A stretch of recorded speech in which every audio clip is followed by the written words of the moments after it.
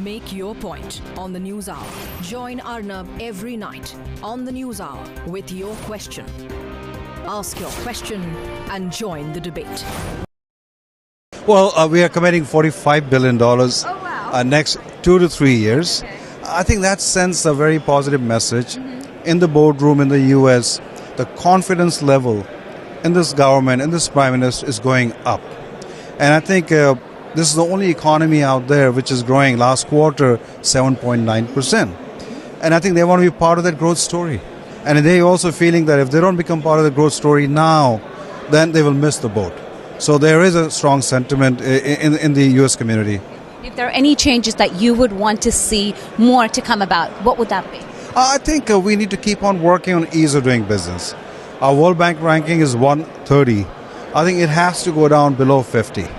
And that means there's a lot of work needs to be done.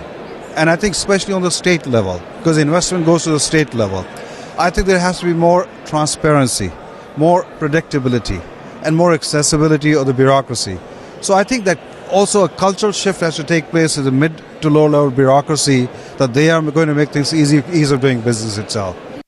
Obviously, the speech was delivered very well, very eloquent, and very well written.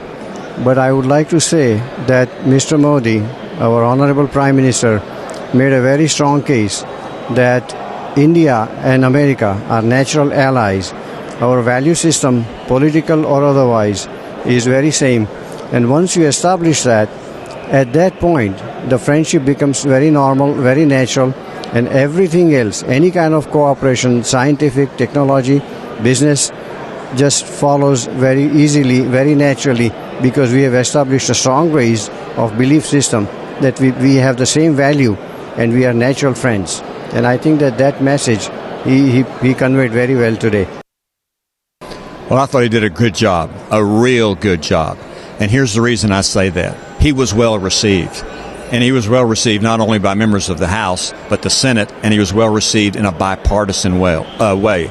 That is huge, that so many members of Congress, both sides of the aisle, approved and liked his speech and like him. Yes, they do. And you know what? There are many things that he put out there stating about the way India can further tie their relationships with the country. He understands there's a new administration coming in. There are going to be challenges. There are going to be changes. But he's, of course, saying, you know what, we're open to adapting all of them. Well, of course. And I appreciate him saying that. I think the outlook is extremely good for India and the United States together. This is a first step, him coming here, new administration, of course. But I think the United States, this is my opinion, will focus more on our ally, the world's largest democracy, India, in the region, both economically and militarily.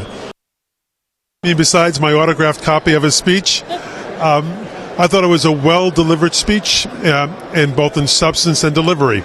I thought the content was excellent, but I have to make comment.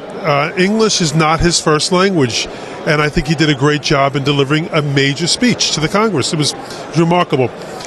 He used his use of humor, his cadence, allowing for applause, and I just thought he did a great job in delivering. I shouldn't be so surprised. He is an elected official. He is a prime minister, but I give him high marks for that. In terms of the substance, he touched on just about everything that I would want him to touch on, with very few exceptions. He talked about the civilian nuclear transfer deal. He talked about the cooperation on global warming and the agreement, agreeing to the Paris deal, which is critical not just for India and the United States, but for the world. Talked about the cooperation that we have on military cooperation, on IP and development of new ideas and new frontiers, on space exploration, on applicability here in the world. All those good things between the synergy between India and Silicon Valley. I am a strong proponent of India having a place, a permanent position in the UN Security Council. I think that a majority of members of the House of Representatives and the Senate would agree with that as well. I think overall he was speaking about the opportunity between United States and India. We've already seen how much progress has been made, whether you're talking about economic opportunity, increased security engagements and exchanges, but really overall building the partnerships between our two countries, to me was the theme of both of his speeches and really of his visit here, recognizing the opportunity that lies therein. I can speak on behalf of myself and so many members of Congress who recognize the potential that exists in a mutually beneficial fashion between the United States and India. We're committed to carrying this relationship forward for the benefit of the people of both of our countries. I do not sense any sense of hesitation or people pulling back. I think, if anything, there is more interest, there is more excitement as people recognize the real opportunity that exists here.